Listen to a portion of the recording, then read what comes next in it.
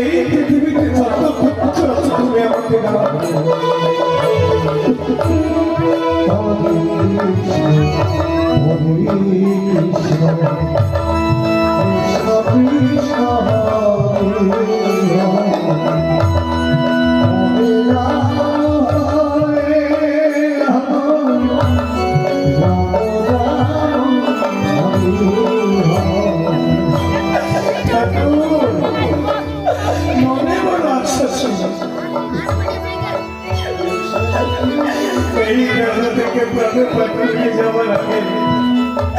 আমি যেন তোমার চরণে যুগল চরণে দর্শন করতে পারি ঠাকুর।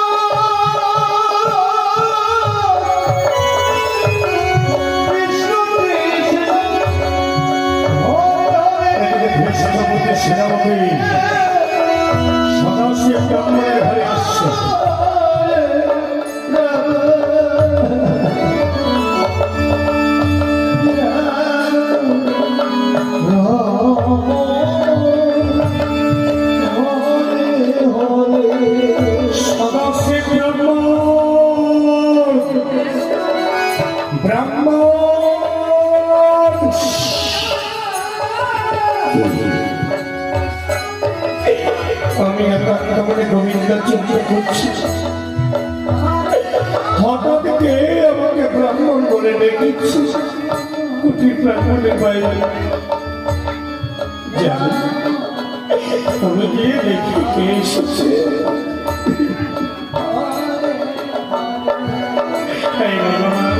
এসেছি না জানি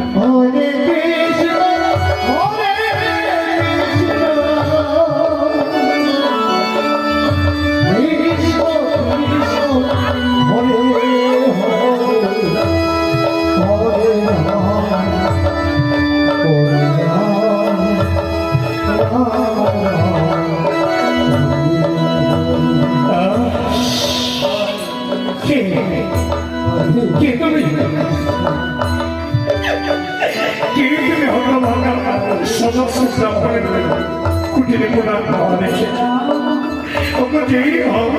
তুমি। আমি তোমার চরণে শত প্রণাম জানাই, প্রণাম করি বাবু। কে তুমি বাবু?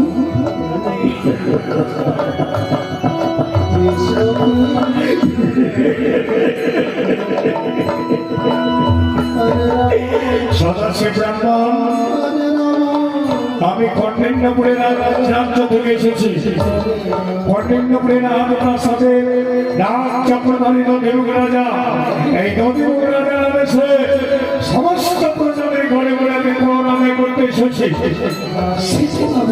বাবু,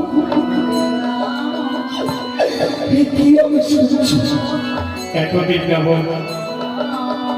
নদীমুখ রাজা প্রজাদের ঘরে ঘরে প্রণামে করেনি, সদা সর্বদা প্রজাদের ঘরে ঘরে দান করে এসেছে। খাওয়ার পরামর্শ রাখেনি, সে তো ধার্মিক রাজা। সেই রাজা ঘর আদায় করতে পাঠিয়েছে প্রজাদের ঘরে ঘরে।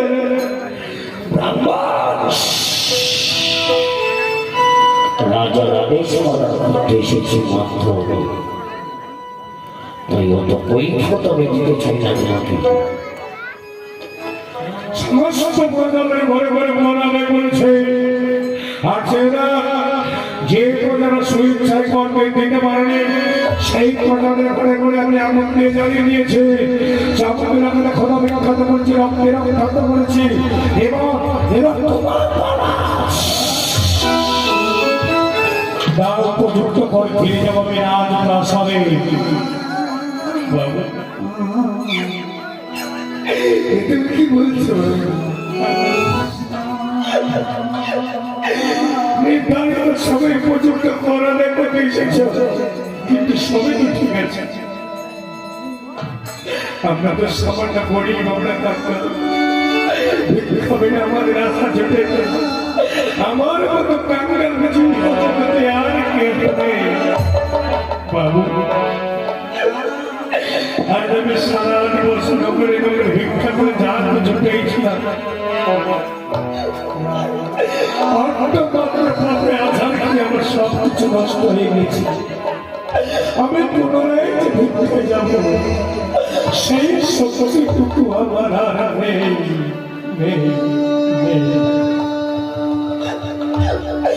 আমি কি করে করে দেব বাবা?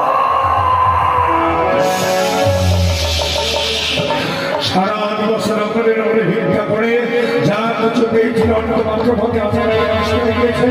ভিক্ষা করে এটা কি আছে দেখে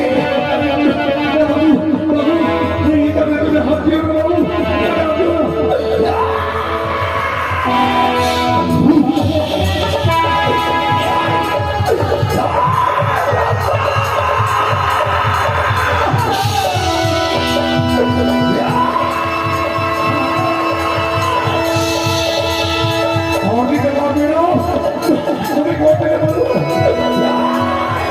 তোর ভিক্ষা ছুটে যাবে, গল্প আছে সত্য দেবো।